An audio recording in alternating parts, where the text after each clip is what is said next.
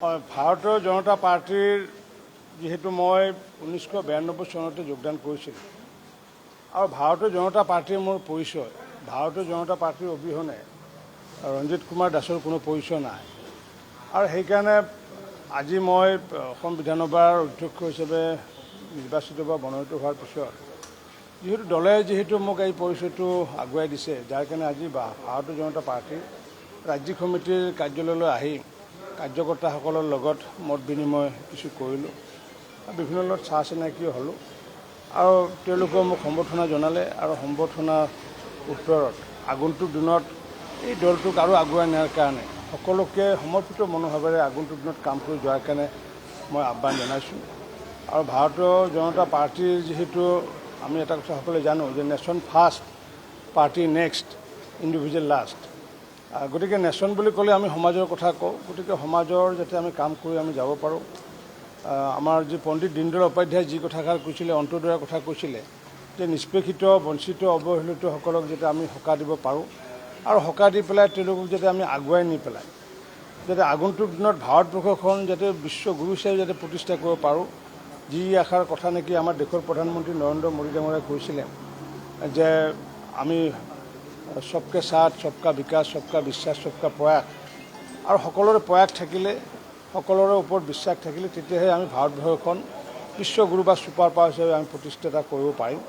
আৰু ঠিক সেইটোৰ আধাৰতে তাৰ প্ৰাক মুহূৰ্তত আমি অসমখনক আমি আগুৱাই নিব লাগিব মাননীয় মুখ্যমন্ত্ৰী ডক্টৰ হিমন্ত বিশ্ব শৰ্মা ডাঙৰীয়াই অসমখন আগুৱাই নিয়াৰ কাৰণে যি যৎপৰোনাস্তি চেষ্টা চলাই আহিছে আৰু সেই চেষ্টাৰ লগত সহযোগী অংশীদাৰ হ'ব লাগিব আমাৰ দলৰ কাৰ্যকৰ্তাসকল মাননীয় ৰাজ্যিক সভাপতি দিলীপ শইকীয়া ডাঙৰীয়াৰ নেতৃত্বত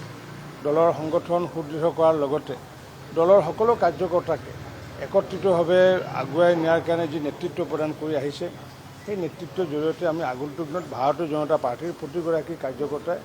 দেশৰ হৈ পেলাই সমৰ্পিত মনোভাৱেৰে কাম কৰাৰ কাৰণে আহ্বান জনাইছোঁ নিশ্চিত ওপৰত মই বিধানসভাৰ ভিতৰত মই নিৰপেক্ষ ভূমিকা পালন কৰি আৰু পাৰিলে বিৰোধীসকলে যাতে অধিক যাতে কথা কোৱাৰ সুযোগ পায় কাৰণ কিয় বিৰোধীসকলৰ আমাৰ অসমৰ এটা এটা অংশৰ পৰা আহিছে গতিকে তেওঁলোকৰ আশা আকাংক্ষা সদনৰ জৰিয়তে যাতে আমি যাতে তেওঁলোকৰ আশা যাতে পূৰণ কৰিব পাৰোঁ তাৰ কাৰণে নিশ্চিত ওপৰত চেষ্টা চলাম চৰকাৰী পক্ষৰ বিধায়কসকলতো থাকিবই লগত বিৰোধী পক্ষৰ বিধায়কসকলক আস্থাত লৈ পেলাই মই আজি আহ্বান জনাইছোঁ বিধানসভাৰ মজিয়াত মাননীয় মুখ্যমন্ত্ৰী ডাঙৰীয়াৰ যি চৰকাৰখনক মডেল হিচাপে ইতিমধ্যে বহুকেইখন ৰাজ্যই লৈছে যাতে আমি আগন্তুক দিনতো যাতে অসম বিধানসভাখন যাতে এটা মডেল যাতে হয় ভাৰতৰ ভিতৰত আৰু তাৰ কাৰণে সকলোৱে যাতে অনুকৰণ কৰে যে অসমৰ বিধানসভাখনত এনেকুৱাকৈ সুস্থিৰভাৱে কাম কাজসমূহ পৰিচালিত হয় তেনেকুৱা মডেল হিচাপে দাঙি যাই ধৰিব পাৰোঁ তাৰ কাৰণে মই বিৰোধী বা চৰকাৰী সকলো পক্ষৰে মই বিধায়কসকলৰ সহায় সহযোগ বিচাৰিছোঁ আৰু লগতে মিতব্যয়ী হোৱাৰ কাৰণে প্ৰয়াস চলাম যাতে অনাহকত যাতে টকা পইচা খৰচ কৰিবলগীয়া নহয় যিকোনো সময়ত চাহ মেলৰ সময়ত মিঠাই আদিৰ পৰিৱৰ্তে যাতে আমি থলুৱা যাতে সামগ্ৰী আমি যাতে ব্যৱহাৰ কৰিব পাৰোঁ তাৰ কাৰণে প্ৰচেষ্টা চলাম আৰু তাৰ প্ৰচেষ্টা অহাকাইলৈৰ পৰাই হ'ব অহাকাইলৈ যিহেতু গৱৰ্ণৰৰ যিহেতু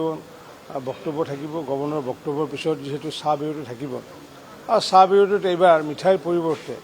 থলুৱা আমাৰ যি এজ বিস্কুট বা কুকিজ বুলি কয় বা বৰপেটা ভাষাত হাঠা বুলি কয় বা আমাৰ নাৰিকলৰ পিঠাই হওক বা তিলৰ পিঠাই হওক থলুৱা সামগ্ৰীৰে আমি আপ্যায়ন কৰা আমি ব্যৱস্থা ইতিমধ্যে অহাকালিৰ পৰা কৰিম